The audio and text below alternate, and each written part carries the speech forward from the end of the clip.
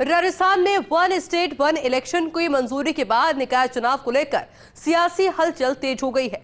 दावेदारों को लेकर नेताओं और कार्यकर्ताओं की सक्रियता भी बढ़ गई है। वहीं निकाय चुनाव टिकट के दावेदारों और पार्टी की रणनीति को लेकर मंत्री कर्नल राज्यवर्धन राठौड़ ने फर्स्ट इंडिया से खास बातचीत की है। मंत्री से बातचीत के बाद राठौड़ के आवास पर पहुंचे टिकट के दावेदारों और पार्टी कार्यकर्ताओं से भी बातचीत की।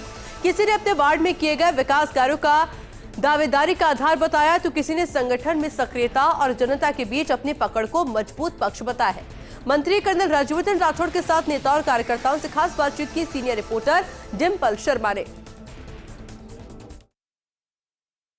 निकाय चुनाव को लेकर रणभेरी बच चुकी है और लगातार अब चुनावी मुद्दे क्या होंगे, स्थानीय मुद्दे कौन से ऐसे होंगे जो सबसे ज्यादा प्रखर होंगे। और मंत्री राज्यवर्धन सिंह राठौड़ हमारे साथ खास बातचीत के लिए मौजूद है। लगातार आवाजाही आपके आवास पर भी है, कई तरह के मुद्दे जो ऐसे निकलकर सामने आ रहे हैं, लेकिन सबसे पहला सवाल यही कि इस बार चुनाव के मुद्दे क्या खास हैं जो सबसे ज्यादा सामने हैं। देखिए, प्रधानमंत्री मोदी जी ने शुरू में कहा है कि जो हम विकसित भारत बनाएंगे वो विकसित भारत केवल शहर तक सीमित नहीं हो सकता, केवल एक परिवार तक सीमित नहीं हो सकता। विकसित भारत जब हर घर तक पहुंचेगा, हर ढाणी तक पहुंचेगा, तभी हर भारतीय सक्षम होगा और तभी भारत की जीडीपी तब बढ़ सकती है जब हर भारतीय सक्षम हो। और लोकतंत्र के अंदर हर चुनाव महत्वपूर्ण होता है, हर चुनाव की अपनी अहमियत होती है। और अब जो चुनाव हमारे सामने हैं, वार्ड के जो चुनाव, हमारे सभी वार्ड के प्रभारी जो पार्टी ने लगाए हैं मेरे साथ यहाँ पर उपस्थित हैं। हमारी मीटिंग चल रही थी पिछले 2 दिन से लगातार। हम हर व्यक्ति जो अपने आप को प्रत्याशी का दावेदार समझता है उससे मिल रहे हैं। सो एक तरह से लोकतांत्रिक प्रोसेस हो रहा है हमारी भारतीय जनता पार्टी में। और जैसे आप सब जानते हैं, हमारी पार्टी परिवारवाद वाली नहीं है, सब कार्यकर्ताओं को मौका मिलता है, एक काडर बेस्ड है। तो अब सबसे सुनवाई हो रही है और सुनवाई होने के बाद पार्टी तय करेगी कि किस किस को टिकट मिलेगा, किस किस को सिंबल मिलेगा।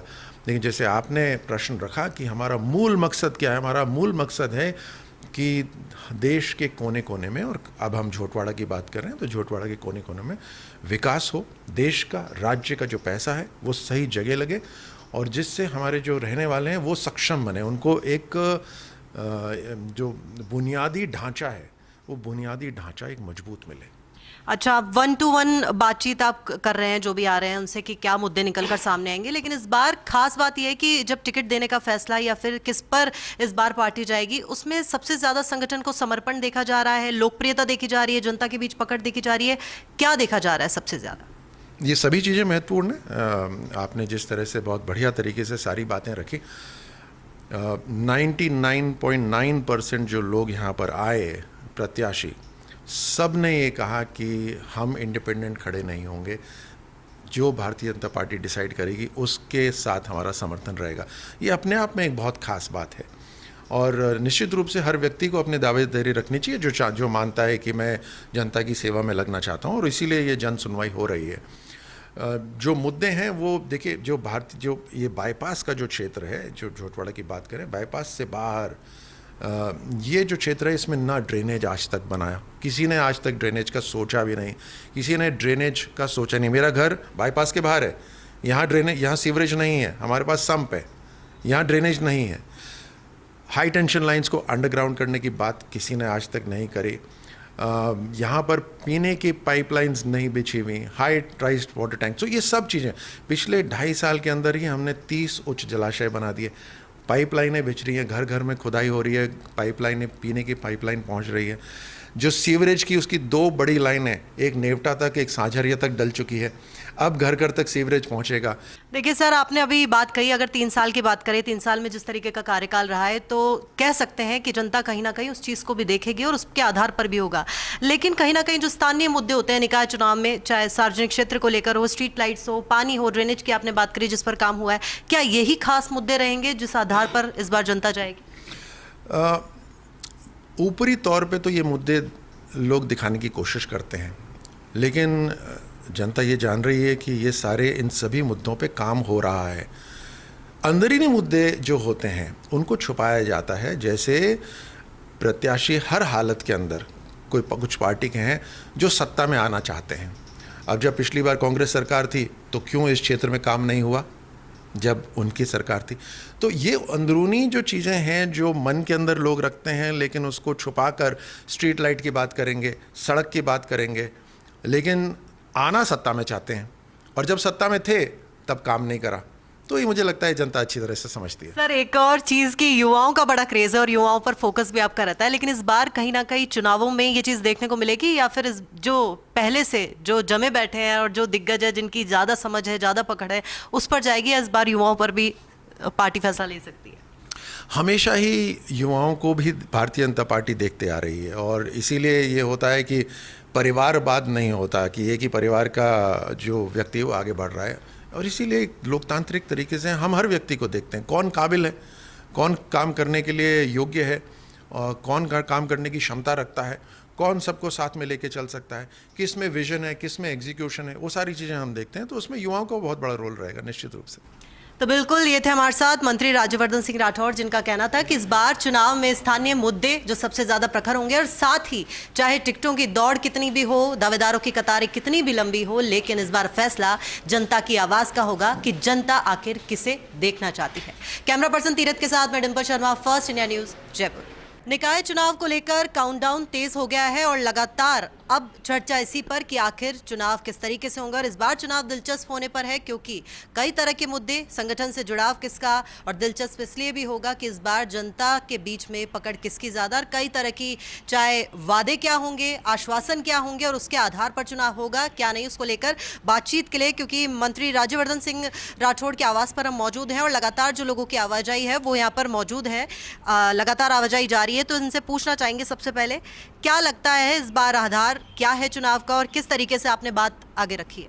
नगर निगम चुनाव आगे हैं और संगठन बड़ा मजबूत है, और संगठन से हमारे यहाँ कैबिनेट मंत्री राज्यवर्धन सिंह राठौड़ जोटवाड़ ने बहुत ही ज़बरदस्त बेहतरीन काम करवाया है और सबसे रोज़ मिल रहे हैं, सबसे फीडबैक ले रहे हैं, और सामने कोई पार्टी की हमारे सामने टक्कर ही नहीं है, सब एकजुट होकर काम कर रहे हैं। सारे राठौड़ साहब का ऐसा नेटवर्क है, हमने हमारी इस कार्यकाल में उम्र में ऐसा जनप्रतिनिधि नहीं देखा हमने, और भयंकर संगठन की मजबूती भी है केंद्र से लेके यहाँ तक। और राज्यवर्धन सिंह के बारे में जितने बोले उतना ही कम है सर, बहुत विकास। देखिए, मंत्री राज्यवर्धन सिंह राठौड़ ने काम कराया है लगातार, और क्षेत्र की बात करें तो कई ऐसे मुद्दे होते हैं जो कई लोकल लेवल पे भी होते हैं, जिसमें अब चुनाव के बाद कई आधार होंगे उन मुद्दों के। क्या लगता है अगर विकास के मुद्दों की बात करें तो कौन कौन से काम है जो मुख्य रूप से रहने वाले हैं? देखिए, मेन जो है यहाँ पे, एक तो इस क्षेत्र में सबसे बड़ी समस्या जो थी वो थी, एक थी सीवरेज लाइन, पानी की लाइनें और गैस लाइन, मतलब जो भी मूलभूत सुविधाएं थी पहले नहीं थी। कर्नल साहब के आने के बाद में काफ़ी स्पीड से, काफ़ी हाई लेवल पे काम हो रहा है, और उसमें थोड़ी बारिश हो रही है, कुछ हो रही है, तो उससे रुकावटें भी उत्पन्न होती है, लेकिन बहुत स्पीड से और जल्द ही विकास के नए आयाम होंगे। वो कर्नल साहब अच्छे लेवल पे काम कर रहे हैं और हम सब यहाँ के लोकल लोग हैं जो उनसे कार्य से काफ़ी संतुष्ट है। जो 3 साल की आपने बात कही कि 3 साल में क्या क्या विकास कार्य हुए हैं, अगर मुद्दों की बात करें, मंत्री राज्यवर्धन सिंह राठौड़ भी लगातार काम कर रहे हैं और क्षेत्र में काम किए भी हैं, तो क्या लगता है इस आधार पर जनता का रुख इस बार किस तरफ होगा?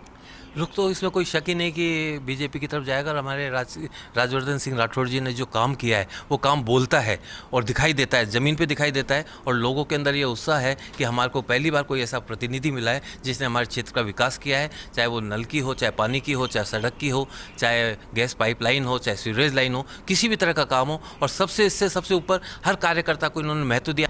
क्योंकि देखिए, अलग अलग वार्डों के टिकट वितरण के अलग अलग सवाल हैं, क्योंकि विकास के मुद्दे की अगर बात की तो ऐसे कौन से 2 मुद्दे बताना चाहेंगे क्षेत्र के, जो अगर पार्टी ने अगर टिकट दी या फिर जिस भी तरीके से टिकट दावेदार चुनती है उसके बाद जनता का जो रुख होता है, क्या ऐसे वादे होंगे जो जनता से इस बार होंगे खास? वार्ड में एक सैटेलाइट हॉस्पिटल की आवश्यकता है और जगह भी अवेलेबल है, तो यही गुजारिश है कि एक सैटेलाइट हॉस्पिटल वार्ड में खुले, तो इससे जो जनता की जो परेशानी है, जो SMS भगते हैं, उसको यहाँ रोका जा सके। देखिए, अलग अलग मुद्दों को लेकर बात होती है, लेकिन मूलभूत सुविधाओं की अगर बात करें, जल हो, शिक्षा हो, कई तरह की ऐसी चीज़ें हो, चाहे स्कूल, अस्पताल की उन्होंने बात कही, क्या कहना चाहेंगे शिक्षा के मुद्दे को लेकर, किस तरीके से काम हो सकता है आने वाले समय में, और क्या इस बार आधार है चुनाव का? देखो मैडम, मैं आपको बताऊं कि जैसे शिक्षा के आधार की बात कर रहे हो आप, तो अभी सामने कालवाड़ में महिला कॉलेज खुला है, वो कभी भी, आज के हम स्थानीय निवासी हैं, हमने आज तक कभी ऐसा विकास कार्य नहीं देखा कॉलेज ले लो, सैटेलाइट हॉस्पिटल ले लो, सीवरेज ले लो, बिसलपुर का पानी घर घर तक पहुँचाया उन्होंने। निकाय चुनाव की रणभेरी बच चुकी है, लेकिन जिस तरीके से कार्यकर्ता हो, दावेदार हो और संगठन के जो लोग हैं उनका यही कहना है कि जो इस बार स्थानीय मुद्दे हैं, क्योंकि जिस तरीके से 3 साल में काम हुआ है, इसी के आधार पर इस बार जनता चुनाव जिताएगी भी और जो पक्ष लगातार रखा है। और देखना होगा, हालांकि फैसला समय के हाथ पर होगा, लेकिन इस बार बहरहाल चुनाव दिलचस्प जरूर होगा। कैमरा पर्सन तीरथ के साथ मैं Dimple Sharma, first India news, Jaipur.